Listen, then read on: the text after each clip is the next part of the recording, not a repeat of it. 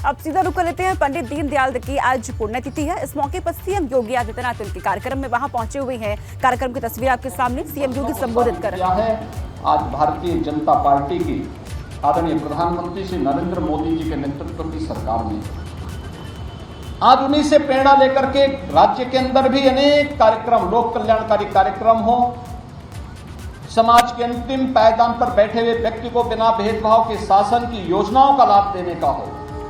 यह कार्य पूरी प्रतिबद्धता और ईमानदारी के साथ हो रहा है। सरकार की नौकरी निकलती है बिना भेदभाव के। उत्तर प्रदेश का कोई भी व्यक्ति जो अर्हता रखता है उस नौकरी के लिए आवेदन कर सकता है और उसमें अपनी योग्यता के अनुसार स्थान प्राप्त कर सकता है। उसके साथ जाति, मत, मजहब के आधार पर कोई भेदभाव नहीं होता है। वो अगर उसके लिए अर्ह है उसे उसका जगह मिलना ही चाहिए।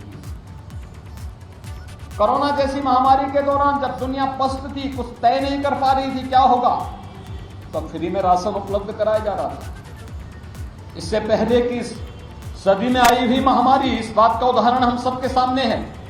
कैसे महामारी आती थी, अपने तमाम निर्दोष लोगों को मार करके लेके जाती थी और बीमारी अगर समाप्त भी हो गई, प्रकृति की कृपा से समाप्त भी हो गई, तो अपने साथ बाद में भूखमरी की एक नई बीमारी देकर के जाती थी।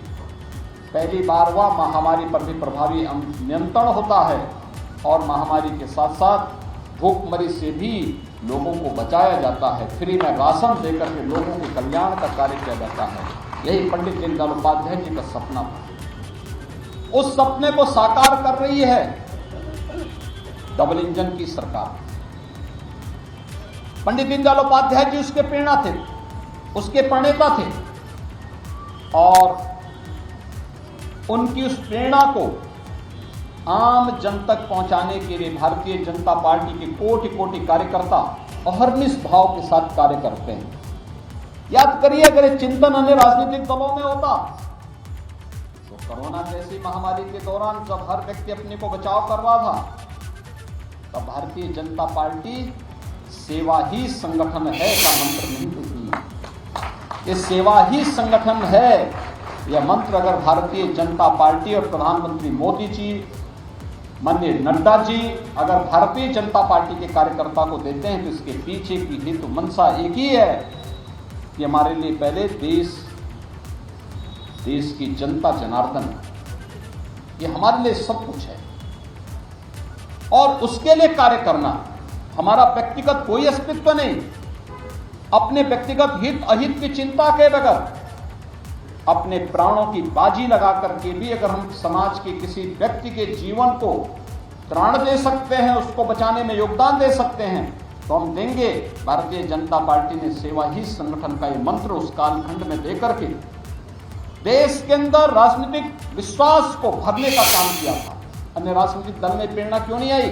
क्योंकि उनकी चिंतन की धारा वो है ही नहीं। उनकी चिंतन की धारा का आधार गरीब नहीं है, कॉमन मैन नहीं है। उनके चिंतन की धारा का आधार समाज के अंतिम पायदान पर बैठा हुआ व्यक्ति नहीं है और यही कारण है कि वे लोग उस दिशा में सोच भी नहीं सकते। इसलिए भाइयों बहनों, आज जब हम यहाँ पर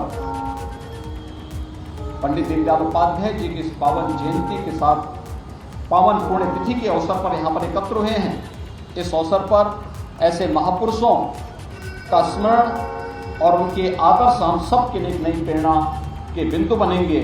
मैं इस अवसर पर महानगर भारतीय जनता पार्टी को धन्यवाद देता हूं कि उन्होंने यहाँ पर आज हम सबको इस कार्यक्रम के साथ जुड़ करके पंडित जी को स्मरण करने का एक अवसर दिया है। मैं इस अवसर पर राज्य शासन की ओर से, प्रदेशवासियों की ओर से पंडित दीनदयाल उपाध्याय जी के श्री चरणों में नमन करते हुए, उनकी स्मृतियों को प्रणाम करते हुए अपनी विनम्र श्रद्धांजलि अर्पित करता हूं।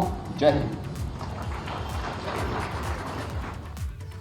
सीएम योगी आदित्यनाथ की ये बड़ी बातें आपने सुनी। पंडित दीनदयाल की पुण्यतिथि पर पहुंचे हुए थे। उन्होंने कहा कि पीएम नरेंद्र मोदी के नेतृत्व में यूपी अब आगे बढ़ रहा है। यूपी का कोरोना प्रबंधन सबसे बेहतर है। उत्तर प्रदेश का उन्होंने जिक्र किया, अंतिम पायदान पर बैठे लोगों का विकास में योगदान है, वहां तक विकास पहुंचा है। 80 करोड़ लोगों को फ्री में राशन दिया गया। ये बड़ी बात है सीएम योगी आदित्यनाथ की अंत्योदय के सपने को साकार कर रहे हैं। उत्तर प्रदेश आगे बढ़ रहा है। पीएम नरेंद्र मोदी के नेतृत्व में यूपी का विकास हो रहा है। कोरोना काल का उन्होंने यहाँ पर जिक्र किया, कहा कि कोरोना प्रबंधन में सबसे बेहतर रहा उत्तर प्रदेश।